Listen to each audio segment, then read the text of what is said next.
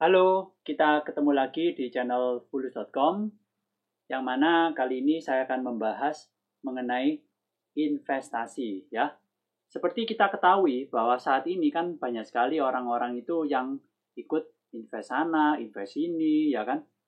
Lalu ada juga yang malah justru buntung. Nah, sekarang kita akan bahas mengenai topik yang kali ini, yaitu tentang investasi. Oke. Nah, kita lihat bahwa investasi itu bisa berbahaya kalau kita tidak paham atau kita tidak mengetahuinya. Jadi, penting untuk kita tahu seluk-beluk investasi itu, terutama untuk orang yang masih awam, ya. Nah, kita lihat ya di zaman sekarang ini, itu kan banyak sekali orang-orang itu kehilangan duitnya, atau macet, atau ya macam-macam lah. Karena apa? Salah penempatan. Ya. Ini adalah fakta yang terjadi. Jadi seperti akhir-akhir ini kan sering terjadi seperti kayak, wah saya taruh uang di sana itu, saya kira itu perusahaannya bagus. Tibanya macet. Uang saya nggak bisa keluar. Sekarang ruwet itu. Banyak itu. Ada yang taruh di perusahaan A, B, C. Banyak banget.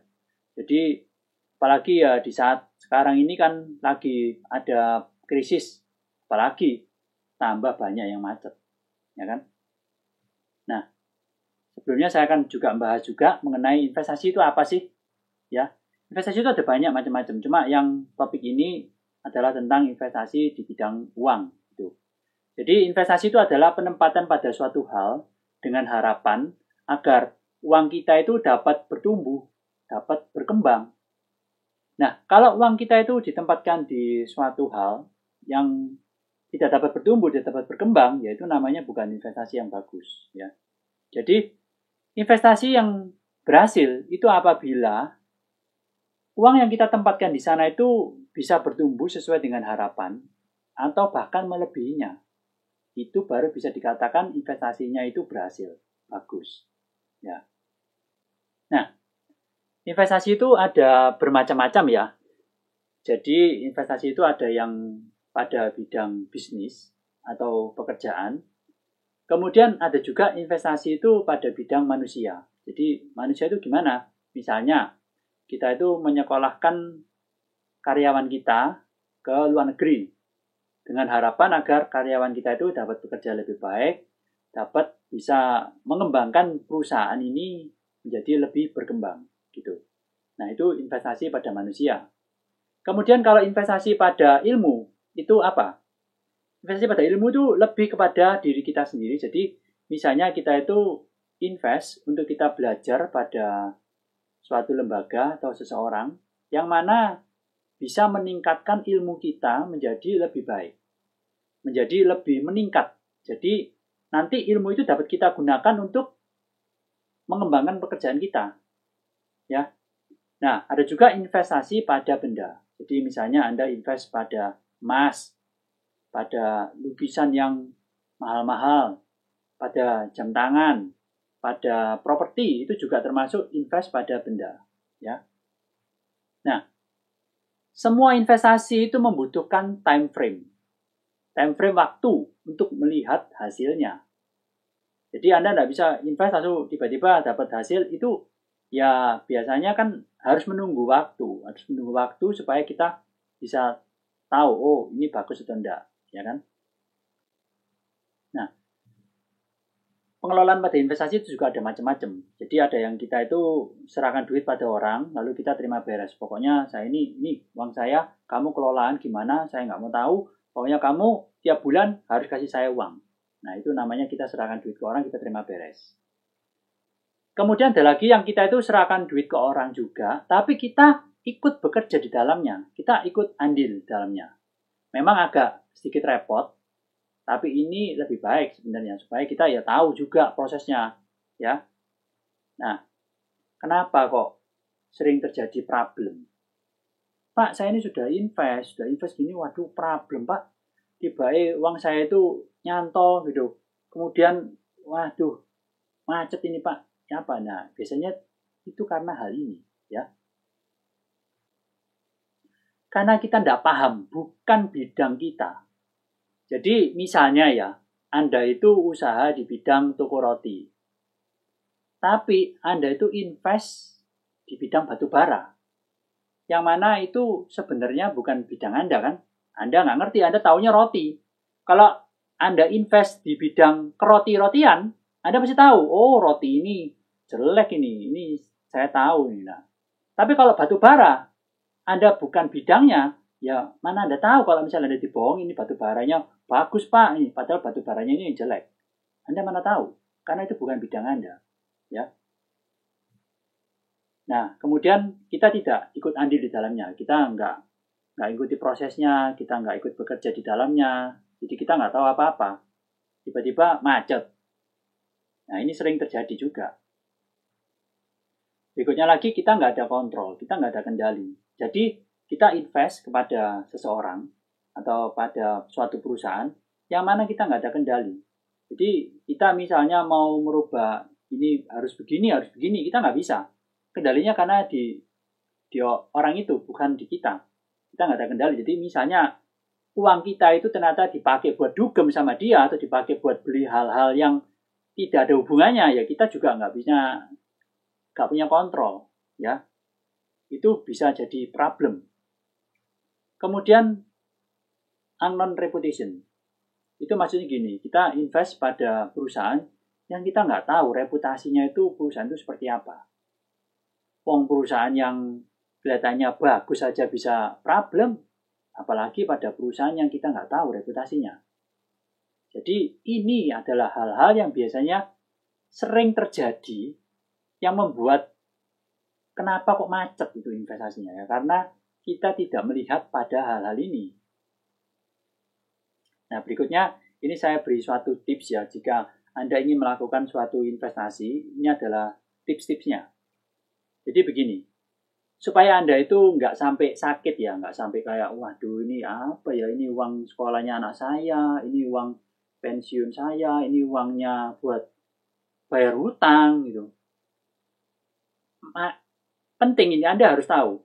Anda harus gunakan uang permen. Itu maksudnya apa? Uang dingin. Jadi Anda jangan gunakan uang dapur. Jadi kalau misalnya ya ada problem, Anda nggak sampai sakit. Anda nggak sampai kepikiran, nggak sampai stres gitu, ya. Berikutnya lagi, jangan nyerahkan kepala kita kepada orang lain. Artinya ya kepala kita tuh jangan ini semua kasihkan kamu semua, itu bahaya. Jadi wis pokoknya nih harta kita semuanya kita kasihkan ke orang, wis nyoh ini kelolaan KB ya, ini uang pensiunku ya, sampai hilang ya, hilang awas kamu ya. Nah, kita di depan gampang ngasihnya. Nanti kalau waktu problem malah kita ngemis-ngemis ke dia nanti, ya. Ini hati-hati. Jangan nyerahkan kepala kita ya begitu aja ke orang lain. Kemudian harus diversifikasi.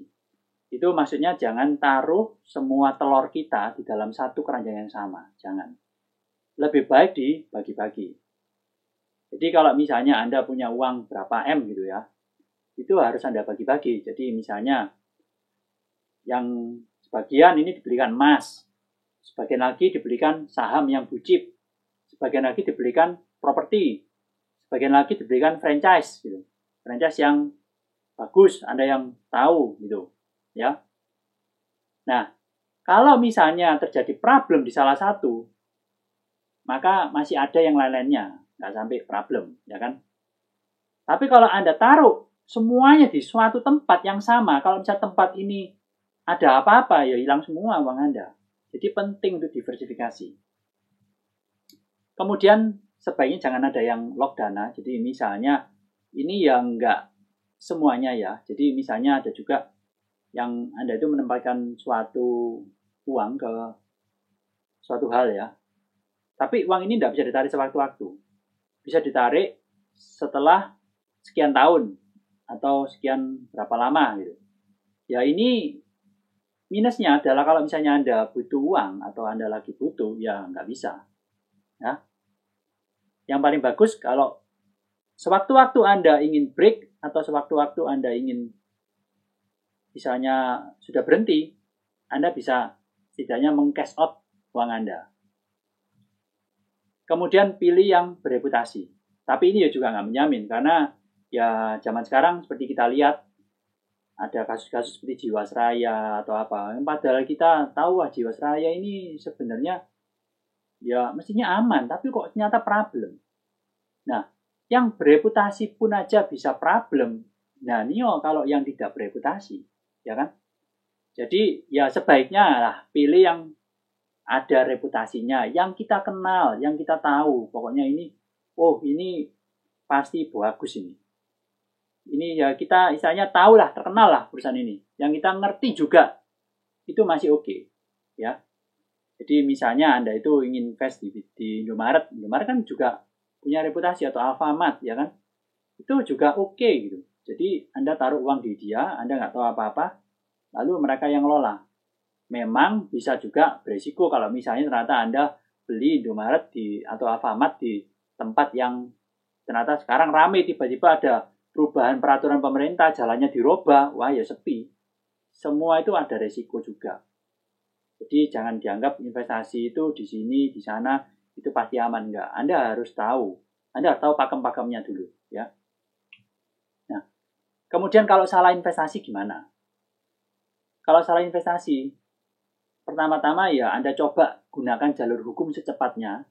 Jadi kalau misalnya Anda itu ngasihkan uang ke orang, ternyata orang ini problem, ya Anda harus cepat-cepat panggil pengacara, lalu selesaikan secara hukum atau gimana lah gitu. Pokoknya yang penting cepat kembali. Jangan sampai, wah ya tunggulah nanti dia itu nanti bisa bayar lah, atau nanti apalah itu, jangan ya. Karena itu biasanya kalau sekali macet ya macet terus, sudah tambah problem, tambah dalam nanti. Kemudian kalau itu sudah tidak bisa, ya udah relakan, ikhlaskan aja.